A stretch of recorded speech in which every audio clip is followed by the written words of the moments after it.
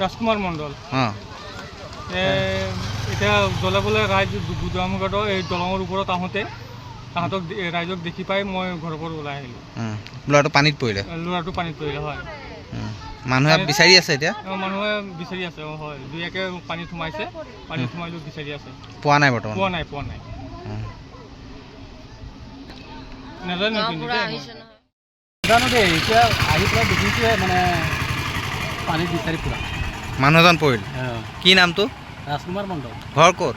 ঘৰ এই তাক ফ্ৰণ্টতে মাথাৰি খেতি পাৰি উপভোগ ধাবাৰ কিনাৰতে ঘৰটো। অঁ কেনেকৈ পৰিল মানে? জাল লগাবলৈ আহিছিল হ'বলা। এতিয়া বিচাৰি আছে? এতিয়া বিচাৰি আছে। পোৱা নাই নহয় বৰ্তমানলৈকে? নাই। যিকোনো খবৰৰ বাবে যোগাযোগ কৰক আমাৰ এই নম্বৰত 9181 307 221।